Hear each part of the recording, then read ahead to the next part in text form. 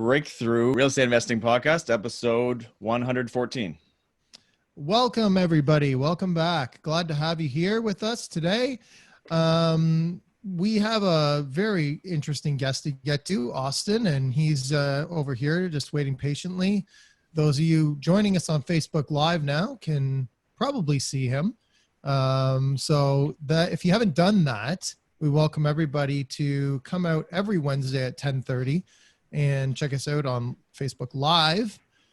And other than that, though, if you just want to listen to it in audio, you can do that the way you always have. Go over to breakthroughrreipodcast.ca, and there you can listen to any one of our episodes that you see fit. Anyone that sort of relates to what you're doing at the time, we've probably got some information that'll help you along. So please go over and do that. What else can they do while they're there?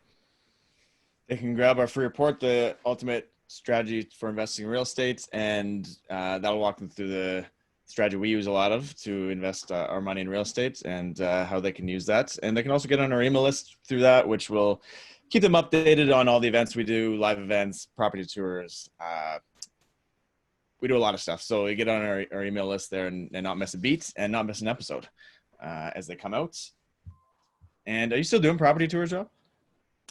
Virtually. We're doing virtual ones. Yeah. So we've got a virtual tour this Saturday at 10:30. If you're interested in that, please get a hold of me. Rob at mrbreakthrough.ca. We'll throw them out at the beginning of the show too. So we're doing things a little differently. So we have to adapt, I guess, a bit. Yeah. So we've got a property tour this Saturday. What I'm going to do is do a Zoom call just like we're doing. I've got James Kennedy from the team as well, who's going out to do a couple of properties. I'm going to be walking through a couple of properties, and then we're going to sit down together and we'll show the videos and answer any questions that people have. And we've done a couple of them already, and they've worked out quite well. So I hope to see anyone interested there on Saturday. Awesome. Virtual property tours. Everything's shifting around, and we're shifting a bit with our model here for the podcast, which is exciting. Hopefully everyone who's listening, as most of our listeners have in the past, jump on board and go like our Facebook page, Breakthrough Real Estate Investing, and make sure you get on the Facebook Lives, like you said, every Wednesday. Excited to be doing that. And what are you guys doing? You guys must be adapting as well. You got any property tours or anything like that? We are doing an event tonight. Actually, we're doing a event around joint venture deals with our executive properties capital arm of our business there. So 6:30, actually, they can register. I think if you go like our page, McKay Realty Network on Facebook, you'll be able to find that pretty easily and go check out that event. We do a lot of things there. So if you go like our Facebook page, McKay Realty Network, probably the best place to go check out what we're up to week to week. Right on. And go over to iTunes and just leave us a review. Hopefully you've got something nice to say about the show. If you don't, well, that's fine. We'll hear that too. But go over to iTunes and subscribe and leave us a little bit of a comment and a review for the show. It always helps us out. So it makes us more accessible to more people. So please go and do that. All right. I think we've got everything out of the way now, down to the nitty-gritty stuff. Awesome. Let's introduce our guest here, Austin. How do I actually pronounce your name? Austin Yee? Austin Ye. Austin Ye. Okay. Canadian style. Love it. Austin Ye, he's a 24-year-old professional real estate investor from Toronto, Ontario. He started exploring the world of real estate investing after reading the classic book we talk about all the time on this show, Rich Dad, Poor Dad by Robert Kiyosaki. And at the age of just 23, purchased his first investment property in Windsor, Ontario. Without having any systems, teams, knowledge, or education in place. And he, putting his entire life savings in the investment, as well as borrowing money from his parents, his girlfriend, and made for a really stressful experience. We can get into a little bit about that in the interview. Although the deal was stressful, he still made it profitable and learned from the mistakes. He made his first investment and decided to spend hundreds of hours and thousands of dollars building his real estate IQ through attending networking events, seminars, and hiring a full-time real estate coach. And now 17 months later, after reading the book, Rich Dad Poor Dad, Austin scaled to now 15 properties. Wow, in just 17 months, and most of them being in the Windsor area, and all while still working full-time in his finance job in downtown Toronto. And so this was done through leveraging the BRRRR strategy and joint ventures while investing at a distance. So pretty cool story there. I'd love to hear a little more about that. Why don't you start us off a little bit telling us more about how you got started in real estate? Yeah, I guess to give a bit of background where I come from. So my parents were born and raised in India, and they decided to emigrate down to Canada. So it's the typical immigrant story that you hear. They're working blue collar jobs, trying to make ends meet. So really, when I was growing up, I had hard work very instilled in me and frugality because they didn't like to spend a lot of money on things. So of course, being a hard worker, getting into school, I was a very, very studious student. So always got high grades, was always hitting the books. And I was doing everything right. So I was getting involved in extracurricular activities. I was getting good grades at school, but I decided to work a couple of different internships. And through the internships, although they were quote unquote prestigious at the time, it's just something that I didn't really enjoy. So I worked at PwC in audit, consulting at Deloitte, Hydro One, and then right now I'm working at RBC full time. So by all metrics of quote unquote success based on the traditional definition, I should be happy, but I wasn't very content with where I was at. So I knew that there was something wrong. And the reason why was because going to the corporate job, doing the 9 to 5 grind, commuting, giving into the corporate politics, just something that I didn't want to do for the rest of my life. And ultimately, I started reading the book Rich Dad, Poor Dad, as you guys mentioned a bit earlier. And that really just was a light switch in my head. That changed everything. So I decided instead of spending the money I was making on stupid stuff, like whether that was going out partying, on like designer stuff and all of that crap, I decided to invest it. And since then, I never really looked back. I had about 40 or 45 grand saved at the time because I worked a bunch of summer jobs throughout high school. Chinese New Year money, birthday money, that was all saved up in the bank. And I had scholarships in university. So upon graduation and all of that, I had about 40, 45 grand. Of course, that couldn't buy anything in the GTA. So I had to find another market. And the only other affordable market was really just Windsor that I could find where the numbers made sense. So I'll be honest, like kind of what you were mentioning before, I didn't really do that much research when getting into the investment. Just the numbers made sense. It was what I could afford. So I jumped in there at the time. And since then, I've just been able to scale. But that's kind of the intro of how I got introduced to the world of real estate investing. Well, let's talk a little bit about that investment then, the one that you did first. Mm-hmm. That place in Windsor. What was it that appealed to you about it? There must have been something. Did you find a realtor that sort of steered you into that property? What was it? Yeah, so funny story about that. When I started looking at the MLS for properties down at Windsor, I still didn't have an agent down there. So I was going kind of blind-eyed and just like figuring stuff out as I was doing it. So I was on the MLS and just calling every listing agent of properties that I found interesting. So I wasn't super familiar with the area at the time. And one of the properties I was interested in actually ended up selling to someone else. But that agent said, hey, like if you're interested in buying something, why don't you come down in Windsor and I can show you a couple properties. That's big mistake number one is don't work with the first agent you come in contact with. Do your due diligence. Make sure your agent is investor oriented. Make sure they've worked with investors before. They have a couple of investment properties on their own. That way, of course, they'll have a better idea of what you're looking for. But I didn't do any of that. So I drove down to Windsor that weekend with my dad. And the agent was just taking me around a couple of properties around the area. So duplexes, single family homes. And then she pretty much kind of pressured me to buy a property. She says, okay, like which one are you interested in? And at that time, I still wasn't super familiar with how the real estate process really worked. So I thought, man, like she spent so much time taking me around to properties. I feel obligated to buy something. So I just went with the property that I could afford at the time, which was a single family house. I bought it for $130,000. And at the time, even that was pretty cheap in Windsor standards. And that property, when I was walking through it, I looked at kind of what renovations needed to be done. And I ballparked somewhere around 10 grand. But at that time, again, like I wasn't super knowledgeable on renovation. So where I got that 10 grand from, I couldn't tell you. But it was kind of just like, oh, okay, like paint, flooring, sure, about $10,000. And once I ended up purchasing that property, I was like, oh crap. So now I have a property that's going to be closing in about 2 months. I need to really figure my stuff out.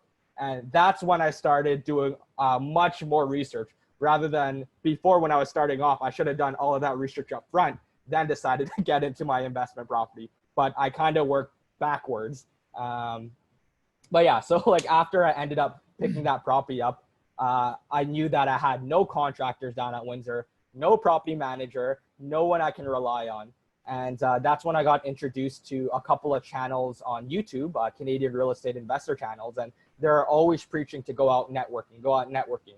So I found a local meetup down at Windsor, and I pretty much drove down there for the next couple of weeks, back and forth, just meeting with investors, going to the meetups, and building teams and relationships down there. So by doing that, I was able to get contractors, get property managers, and be referred to other people in kind of the power team, which I'm sure we'll be talking about a little later on. But yeah, so I would like to tell you and that I did a ton of research, but I'd be lying to you. It was kind of just like figuring out as I go. And luckily for me, the investment worked out well just because the market appreciated quite a bit. So it made up for any mistakes that I made in the beginning. Like such as my renovation budget, it pretty much doubled. It was much more than I thought it would be. But yeah, like through those mistakes that I learned through the appreciating market, it was real estate became a forgiving asset. So at the end of the day, I was still able to refinance the property through those renovations and give a second go at it with my second property. And by the time I ran around my second property, I made sure that I didn't make the same mistakes I made the first time. You know what though? Would you call it a mistake or would you call it taking action? Because there is an element of both there, I would say.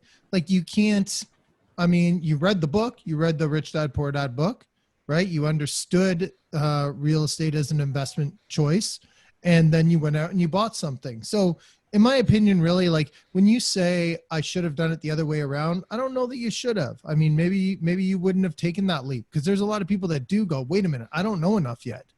And then they don't know when to draw the line to say, I know enough now. Yeah, absolutely agree with you. So I've always been a proponent that there are a couple of ways to learn in real estate. One, you work for someone for free, someone more experienced. So you're giving your time to get knowledge out of it. Or two, you could just learn from your own mistakes, right? So you can kind of just buy a property, make the mistakes you need to make, and take that forward as learning lessons. And obviously don't make those mistakes again. Three, you can hire a coach, like pay a coach to actually learn from them. So those are kind of the three options that I looked at it. So I 100% agree with you. So maybe the mistake wasn't the right word, but more so kind of taking action and taking those, I guess, hiccups as learning lessons. And obviously that helped me grow as an investor. True enough. Now, you were talking about when you started out, as is the story with a lot of us who are, who have the ability to sort of take the action step and then tackle the problems as they arise. Starting out, like you were saving money, and people listening to this might go, well, come on, saving birthday money, how's that going to get you a property? But quite honestly, you start with the idea, right? So the goal is to buy a property. Now, how do you get over all of these hurdles, these limiting beliefs that I don't have enough money, I don't have enough experience, right? Like you didn't have any of those things. How do you get over those in your mind?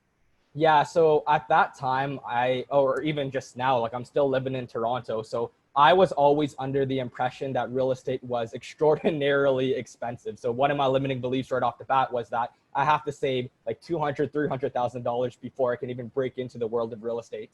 And then the other limiting belief is that it's an extremely risky asset. Don't get into real estate. It's overvalued. And it's not a scalable business. Like, what are you doing? So like there were a bunch of people telling me different things of why I shouldn't get into real estate investing. And that was where the issue was, is that like who I was surrounding myself with, because pretty much other than the YouTube videos and the books I was reading, which is being lone wolf and learning myself, everyone else around me was telling me not to do it. So of course that advice rubbed off to me. Like I was giving myself second doubts every step of the way, because I would always hear chirping from people left, right, and center that, oh, you're not doing the right thing. So I find that a lot of the time, the people who are giving you advice don't know what you want to accomplish, have no idea about the real estate investment asset itself, or hasn't even attempted to do what you were trying to do before. So I think to get over these limiting beliefs, you need to surround yourself with the right people.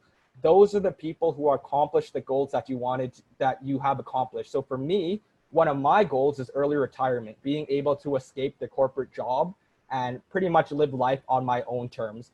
I was not going to get positive advice from people who are working corporate jobs. And I don't know why I thought I would get positive advice from those type of people, because they don't understand my vision. They don't understand my goal. So in response to the limiting belief, I think that people really need to take a step away from kind of the negative advice that they're getting from the everyday average person, and surround themselves with people who are actually living, breathing, and doing what they want to accomplish. And just by that shift in network, there's going to be a surge of positive energy. There's going to be motivation. There's going to be inspiration.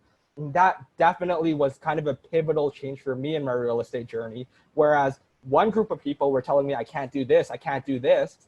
And when I surrounded myself with another group of people, they said, you can do that. And we've done it. And it was just like they were walking, living proof.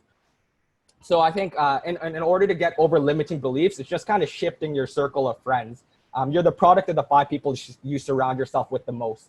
So if you're the only friend that wants financial independence and your 5 friends are content working corporate jobs and they're telling you not to invest in real estate, chances are you're not going to be a successful investor. But if your 5 friends are people who are absolutely crushing it in the real estate game, chances are it's very probable that you're going to be crushing it somewhere down the line eventually as well. Good advice. Love that. People need to hear that. You know, it's not that you can't do something. In order to achieve something, you have to set it as a goal and then work towards it. Otherwise, it's never going to happen.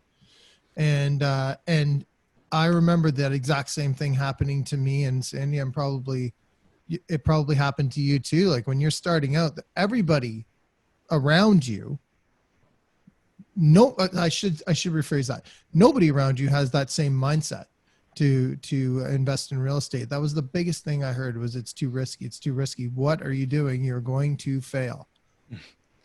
I want to know about even like you mentioned your first investment was with your parents, or they're involved in it. Yeah. A lot of us don't have support right away from parents, whether it's financial or just like, verbally, or, what did that look like for you? Because at a young age, you dove in there. It seems like they were probably relatively supportive.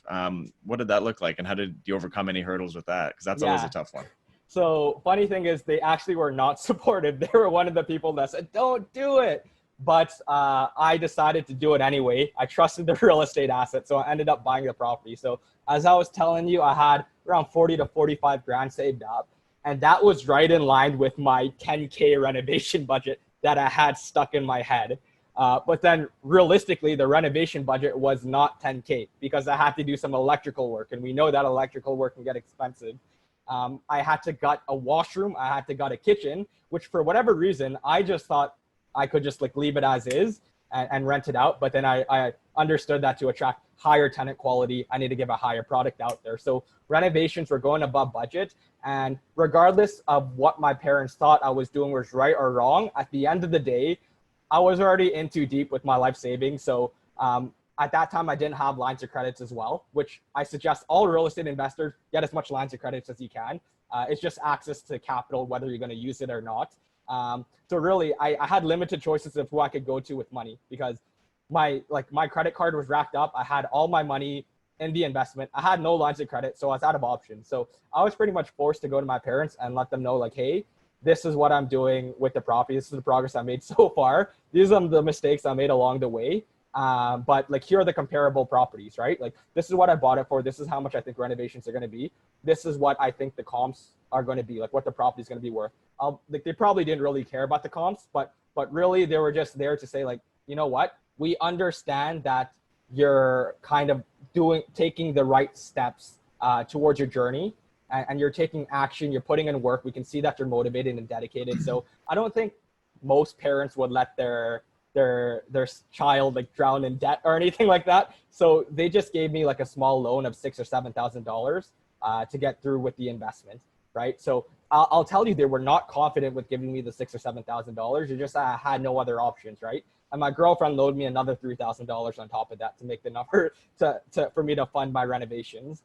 And ultimately, when I was able to refinance and appraise the property and pull that money back, pay them out, that's when they saw, oh, wow, Austin really knows what he's doing, regardless if I knew what I was doing or not, because of course their appreciation played a part. But they understood that the real estate asset is an amazing investment, and there is opportunity to bump value through renovations and pull the money out. So that's when they become a bit more confident with the real estate asset and became a little bit more supporting.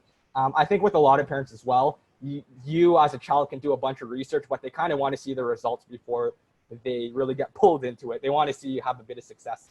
But for most parents, I feel like they'd be reasonable. Like if you're in need of a bit of money, like I'm not saying 100 grand or anything like that, maybe 5-10 grand, and you have the rest of the money. Most parents would probably be able to fork that up, and hopefully you do your due diligence and do the work to refinance and give them the money back. Well, you had their scholarships for school and whatnot. Maybe you saved them some money there. It's a lot cheaper to throw you $5 grand than whatever school was going to cost, probably, right? So absolutely, you saved him there. So sounds like a fair deal. Question, to continue along the parent line here. Now you have just like taken off like a bolt of lightning. Now, what do they think about that? Like, are they a little bit worried now and kind of go, whoa, wait a minute. Like, yeah, we supported this one thing, but like, let's not go crazy now. Slow down. For the first 2 or 3 properties, they understood what I was doing, but they were still a bit cautious, right? But I think it's funny because as I started putting my business out there on social media, getting featured on more podcasts, and being on YouTube a bit more and having my brand credibility build up, not only did I attract, I guess, like audiences who didn't know me prior and became a figure of kind of authority in real estate, but my parents saw me the same way. So as I was branding, my parents kind of looked at me as like, oh, like he's on podcasts and all of that. He has to know what he's talking about. He has to be experienced. So at the beginning, when I was doing things and the real estate investment was like paying off, they still had their hesitations. But as I started branding myself out there, my parents started believing the kind of the brand that I started putting out there as well. As I started to scale a bit more, they've been very supportive, just because I'm not really asking for anything financially from them, because now I'm kind of stable and on my own. So I have my own finances to support my projects. I have my joint venture partners, which allow me to raise capital and continue to scale the portfolio. So as long as I'm really just kind of being reliant on myself and not asking them for too much money, I think they're okay with it. And they're actually very impressed, more so than skeptical, with the progress that I've been making. And they're always saying, like, if you need anything from us financially, like, let us know, because I think they have a bit more confidence in their real estate asset and what I'm doing. But results speak for themselves, obviously. So if I was able to scale at such a short amount of time, despite kind of what they were saying at the beginning, it kind of debunked their thoughts that they had at the beginning. So they don't really doubt me as much anymore.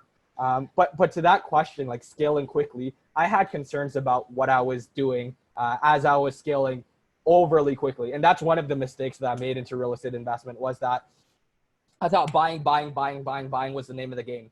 But pacing yourself and understanding that it's not a race is just as important, because there was times that I was closing properties so frequently, and I was like, man, like, what happens if I don't refinance this property to pay the next property? Like, I'm going to be screwed because I don't have the capital. I'm relying on this property to be refinanced to fund my next one. So more recently, I've slowed it down and said, like, man, like, the numbers have to definitely make sense. I have to grow at a slower pace. And I just have to make sure that I built so much wealth at the beginning. I want to make sure that I preserve the wealth now and just be very conservative going forward. Yeah, because that's a fast pace to grow at, and I think a lot of people want to just race against other people, and it's a competition, right? And if you're in real estate, and a lot of people are pretty competitive, right? So you want to beat that other person, or beat. Ultimately, there's doesn't much matter at the end of the day. There's not like a scoreboard out there where everyone's getting ranked on how many properties you have or how much wealth you build. It's for you individually. What do you want your lifestyle to look like, and what do you want that to, do you want to be stressing every night around refis and closings and things like that? I mean, yes, to an extent probably, but you also want to factor in what your life looks like overall, right?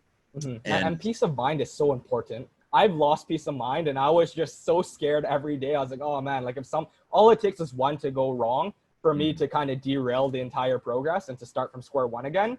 So man, like I can't stress enough that although people are putting, I would say a facade out there that scaling quickly is the right way to go. Trust me, it's not the right way to go. Scaling at a progressive, slow pace that you're comfortable with and having peace of mind in your head day in and day out, being able to sleep at night is the most important thing. And there are times where I'll just like toss and turn. I was like, oh man, like what if this goes wrong? What if this goes wrong? Trust me, you guys, you don't want to get an element yourself of that never goes away though too, right? There's definitely an element of that that stays regardless of how much you've done. If you've got a closing coming up, you're probably going to worry about it to a certain extent, no matter how long you've been doing this. Now, really quickly, how were you able to do this? So we've talked about that you did it, but what does that look like? Like, how were you able to have, you know, basically like probably closing a month roughly, right? So yes. How you did it. So at the beginning, I was kind of doing it myself. So the growth at the beginning was a bit slower. Then it became a bit more rapid. So at the beginning, it was buy the property, renovate it, refinance it, buy another property. Luckily, with my first property, the tenant paid 1 year rent up front. So I took that money and took whatever refinance money I had, put that together and bought a second property. Did the same thing again, and then bought a third property. And at that time, I was kind of giving into the, oh man, like I need to scale quicker. So I knew that if I was to just use my own capital this entire time, either I will get one, capped out by my borrowing capacity, which happened relatively quick, or two, I would get capped out by the amount of capital, right? Because it's like some deals won't be perfect BRRRRs. And when they're not a perfect BRRRR, that obviously is going to take away from your capital capacity. So at a certain point, you need to raise capital, whether that's going to be private money or whether that's going to be joint ventureships with other people. So during this entire process, I was putting kind of everything that I was doing on social media, on Instagram in specific. So I was recording the renovations I was doing, the progress I was making, the networking events I was going out to, and just everything was documented on social media. So people knew I was hustling. And at the same time, there were other investors out there or people who wanted to be investors telling themselves, hey, like I like what this guy's doing. I like the returns he's getting, but I don't want to do all the work he's doing because I see his Instagram stories. I see him hustling. I'm grinding like 10, 15 hours a day. I don't think I can do that personally, but is there a way that I can partner with this person? So that's how I started to pique the interest, is just by documenting everything on social media and building that credibility in the brand.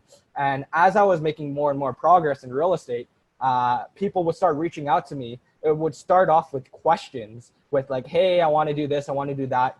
Could I get your advice? And I was just answering these questions without, just out of the kindness of the heart. Like you don't expect anything back, right?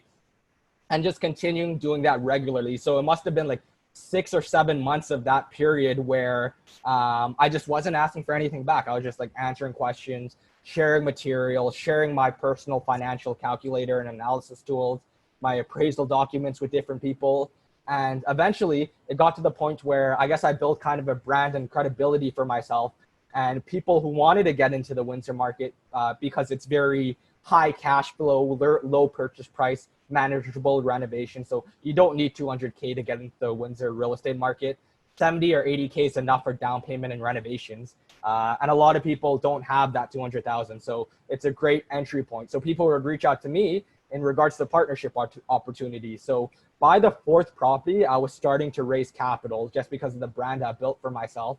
And since then, it's been kind of the same pace. I've just been raising capital. I've been doing some wholesale deals on the side as well to help me make some more money as well so I can deploy myself.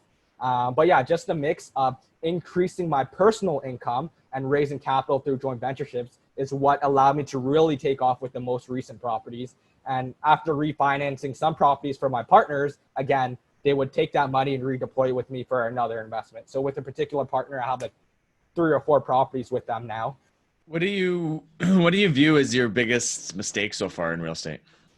My biggest mistake, I think I alluded on it a bit earlier, was a bit of FOMO. So the fear of missing out, because people need to be wary that social media, everyone is kind of putting out an image. You're building a brand out there, right? So for me, my brand is the BRRRR investor, being able to scale quickly at a young age. But there's a lot of back end things to it when you unveil the curtain. There's a lot of stress.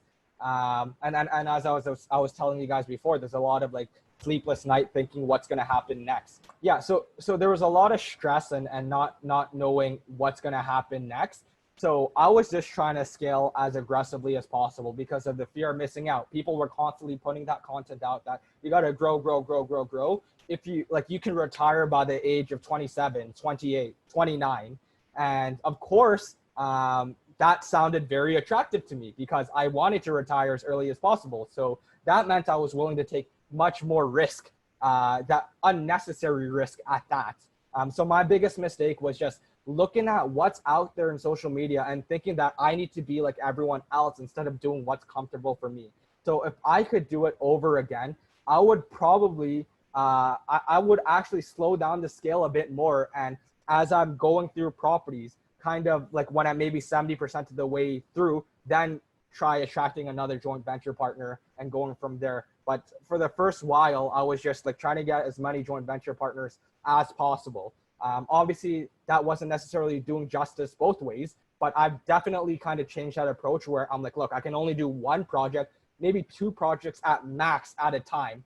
Like once those projects are done, then I could be open to taking a new JV partner. Of course, things ended up going well with the previous joint venture partner. So the numbers still ended up working out. We were still able to refinance, get the cash flow. They're able to get their initial investment back. However, if now, like that was kind of a learning experience for me that now going forward, let's just pace yourself, Austin. It's not a race, right? Like FOMO, like get all of the social media stuff out of your head. Just do what's comfortable for you and grow at a comfortable pace for yourself because like the quicker you grow, the more room for mistake there are because there is growing too quickly. You might not have enough contractors to get all of the projects done, right? You might be tenanting 5 properties out at a time. So yeah, like just you gotta live life at the same time too, right? Exactly. So I totally like everything in life. Like I was just like, okay, it's just pretty much real estate and my full-time work at that point. I was doing this to get more connected with my family, to get more connected with my friends, so I can get the value of time back. I can retire and spend time with them. But while I was doing real estate and scaling, I was actually neglecting all of those things that I was doing it for in the first place. So it was a realization. It was like, man, I was doing it for all of these things, but now I'm pushing all of those things aside just to grow the portfolio as quickly as possible. And that obviously didn't make me content. And I actually lost motivation. But now I think I found a very good balance between the work life, the family life, and obviously still scaling the portfolio at a manageable pace.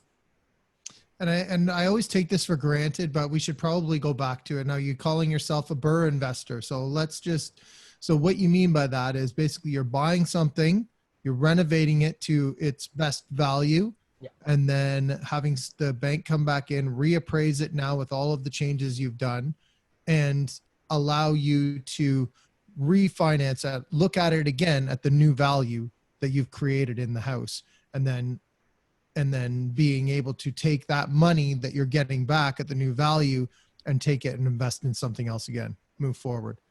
Exactly. Yeah. So we talk about it so much that I forget that sometimes there might be people out there that listen to this and don't really know what we're talking about when we say that. So I just thought I'd take a second to clarify what that all meant. Where you live in Toronto and you invest in Windsor, how do you manage your properties from that distance? Yeah. So a lot of investors say it again and again, and I'm just going to reiterate it because it's super important. The fact doesn't change. You need a power team. I'm a firm believer that if you're not an expert at real estate per se, and by that, I mean, like, I can't swing hammers. I can't physically drive down there and properly manage things myself. So I need to lean on the expert. So I'm a very good manager. I can orchestrate things together. I can organize it. I can get things moving. And I think that's a very important skill for a real estate investor, especially since the goal for a lot of investors is to retire, to travel, to enjoy life. You're not going to be able to do any of those things if you can't learn to outsource efficiently. So having the right power team means having the right contractors you can rely on. So for me, the systems I have with my contractor is that before I purchase a property, I would get a contractor to walk through the property, take a video tour, send photos to me. As soon as they walk through the property, get on a phone call with me. hey, like what renovations need to be done on this project? Oh, did you notice that the basement height was a bit higher? So is it possible to add a couple bedrooms down there? Oh, is there a living room and a dining room? Is it possible we can convert one of that to a bedroom, add an extra washroom somewhere? So I just talk on the phone with the contractor about the game plan with the property. Then he gives me like a ballpark renovation cost. I tag on 10, 15, or 20% on that, depending on the extent of renovations, just to be conservative. I take that number, I plug it in my analysis. So, and I find what the comparable properties are around that region. So I work backwards to see what the purchase price will be, right? I'm doing all of these things from the comfort of my laptop, from the comfort of my cell phone, because I have the right people to verify these details for me. In terms of getting deals, how I get my deal flow is that I'm not physically there in Windsor door knocking. I am doing a couple of things. The first thing is I'm relying on other people's door knocking. So I'm relying on wholesalers. One thing I do with wholesalers is that I pick up the phone, I call every Kijiji ad saying that we want to buy houses cash and say, hey, I'm not looking to sell you a house, but are you a wholesaler by any chance? Yes, you're a wholesaler, put me on your list. I'm interested in being on the list. And we know that there's like 5 or 6, 7, 8, 9, 10 ads there on Kijiji that's saying we buy houses cash. I'm just calling every one of those numbers, and that's how I'm building off the deal lead. On top of that, I'm calling electricians, I'm calling plumbers, I'm calling agents, I'm calling lawyers, I'm calling home inspectors. I'm letting them know I am looking for properties. If you can find something for me and I end up closing on it, I'll give you a referral fee. I'll give you like $1,000, $2,000 if the deal is juicy enough. So telling everyone that touches, sees, smells real estate that I'm looking to buy. That's how I'm getting kind of the off-market lead. For construction, it's kind of having the systems in place with the contractor. And for property management, it's really just finding the right property manager, right? So talking to your agents and asking for referrals, talking to other investors there, asking for referrals, talking to other long distance investors. I'm not the first person to invest long distance, believe it or not. A bunch of people are. So I'll ask them like, hey, what property management companies are you using? And I will actually make the effort to drive down to Windsor to interview different property management companies, then figure out which one that I find is most suitable for me I want to do business with, right? And once I have all of those things in place, then there's really no need for me to be down there to scale. Really, all I'm looking for is deal flow. 1, I have the deal flow because I make all of those phone calls. 2, capital. I'm raising capital to the brand and credibility. And 3, management. I have all my teams down there. So what's the reason for me needing to go back and forth, right? So that's how I've kind of been managing long distance. And I know this answer is kind of long-winded, but a quick analogy that I wanted to give is that a CEO of a small business is not going into like the 3 or 4 retail stores to check on them every single day. Like there's no way in hell they're doing that. They have bigger fish to fry and better things to do. What they're doing is they're hiring the right managers for each branch so that they can operate each individual business. As the CEO, your job is to orchestrate these things to make sure that the success of your business continues to grow. And that's how I see it. I'm the CEO of my business, and I'm just orchestrating the team members to make sure that things work out. It's a good way of putting it. If you're there installing cabinets, how can you possibly be looking for the next deal? Exactly. Yeah. I like it. Almost like from a distance, it almost makes, no, I don't want to say it's easier. It in some respects, it might be easier because it forces you to almost do that, right? If you're always there in person, it's really easy. It's 2 minutes away. It's almost so easy to go. You just see, you get sucked in, right? It forces you to leverage a lot, which is, good and bad, I guess. Mm-hmm. Bad. As long as you know what you're doing. It sounds like for a 23, 24-year-old, I guess now, it's you're very seasoned on that business mindset, I think, which is obviously you've done a lot of research and knowledge building around this stuff to help yourself grow to where you are. It's forced you to build your systems, which is, important, and you had no choice. So it's really good. It's fantastic. Exactly. Mm-hmm. Let's talk about the investment club. So you founded a real estate investment club. Can you tell us a bit about that? Yeah, so it started off with me going to a lot of networking events that were quite far from my house. So I went to networking events in London, in Windsor. I went to the BRRRR meetup. I was just going all over the place for different networking events, but it was hard to be committed to a specific club because I would have to make an effort to drive down there all the time to attend their meetings. It wasn't convenient at all. And I couldn't find something like that in either core downtown or North York. the most populous areas of Ontario. It just wasn't a meetup there. So I saw a need in that sense. And two, when I was in university, like one of the most enjoyable experience was being a member of different clubs, right? So if you were into chess, you would be in the chess club. If you were into accounting, you'd be in the accounting club. If you were into wrestling, you'll be in the wrestling club, right? So that's what makes kind of the journey fun, is having a community of people that you can surround yourself with who have like-minded interests. And I found that when I was going to different networking events, I was usually the youngest person in the room. And it was honestly very intimidating because I was looking at other people and seeing, man, like they're so ahead of me. Like, I don't know what to say with them to them. I don't know if they want to talk to me. So it was pretty nerve wracking. So I saw a couple of needs, and I didn't want a new investor to kind of feel what I felt when I was entering the real estate world. So I wanted to create a community that was targeted mainly towards the younger millennials. So your early 30s, your 20s. Of course, we have people of all ages attend the event, but that's kind of the core segment and primary audience that I attract, just because, of course, I'm a bit younger. And I don't care if you have 0 properties, 1 properties, or 100 properties. The entire idea of it is to build a community, have us interact with each other, inspire each other, and grow. Ultimately, at the end of the day, everyone is starting from somewhere, and we always encourage people to start real estate at an early age. However, we rarely ever see 19-year-olds or 20-year-olds attend real estate networking events, right? And as a former real estate investor, like starting at 23-year-old, like I could see why. It's just very intimidating. So by having an organization in, I guess, prime downtown North York, that solves the need for having a real estate event close by. By having kind of a younger audience, that kind of solves the need for being able to attract the younger audience to come out to networking events and encourage them to learn and to educate themselves. And obviously, again, like as kind of people within the same age group, it's easier to get along. It's easier to inspire each other.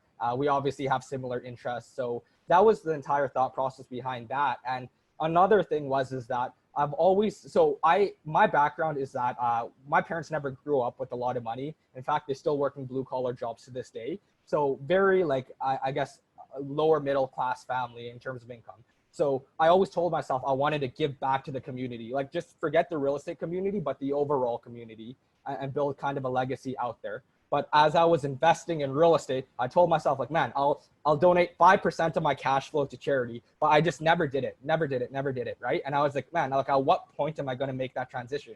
So as the real estate meetup that I was hosting, which is Rise Network, as it started to grow, I was like, you know what, like, this is my opportunity to actually start giving back to the community at large. So we started charging ticket prices of maybe $15 to $25, depending on the venue and the event and all of that. And with that money, any profits would donate it to local charities. And that's my way of giving back, 1, to the real estate community, but 2, to the community at large, because that's something that I really wanted to focus on, is building a legacy, not only in the real estate community, but in the greater, I guess, the greater community out there. So yeah, like that's kind of the thought process with Meetup. We also invite speakers, obviously, to educate the attendees. And yeah, that's the entire premise of it. Well, you know what I really like about that too is keeping the tickets affordable is good, because a lot of these, like, and rightly so, I mean, when you're giving valuable information, people they always say, you know, the more you put into it, like if I'm going to go and I'm going to spend $100 on a ticket, I better darn well learn something with it and take some action. But at the same time, I think there's very important to get people out there. In order to get them out there, they're not going to like want to do that big investment before they really know what's going on. So I really do like that you are keeping it affordable, especially when you're targeting the younger audience, at least to get them out there. And then the rest of it going to charity is fantastic. I don't think anyone else is doing that model, at least not that exact model. Maybe they are taking some of that money and giving it to charity, but I really like this system. It's good. Appreciate it. So congratulations on that. And like, so how long have you been doing that? Yeah, so the meetup started last year, but it was just casual. It was just like going to a bar, drinking, and just talking to other people, right? And after that, it slowly evolved. So in January 2020, so this year, unfortunately COVID happened, so it kind of derailed off. But at the beginning of the year is when we started to really start inviting speakers out to the event and charging that ticket price and having that profit go towards charity. But before that, it was just like a casual meetup, right? So no speakers or anything. It's just a bunch of investors getting together, laughing, drinking, having conversations. And we still didn't miss out on that element. So while we do have speaker events, we still have those casual meetups where people can come and just talk with each other. And those events are completely free. We want to encourage everyone to come out and just surround themselves with like-minded people. It's just the events with the speaker. Like, as you were saying, when you're adding value and giving education out there, it's fair to charge kind of a ticket price in that sense. But how long has that been? June until now? Whatever. It's been less than a year, whatever amount of months that is. Congrats on that. It's awesome to see that growing like that quickly too. What is, we talked a lot about this. I just want to get what are some actionable steps someone could take in the social media world around growing a real estate investment business for themselves? What do you do? What are some things people can do and actually get some return out of that and not just, feel like they're just showing off to the world or whatever, right? Mm-hmm, mm-hmm. I think one thing is so first, document everything, whether you like it or not, or it comes second nature or not. You got to force yourself to go on social media and make an effort to document.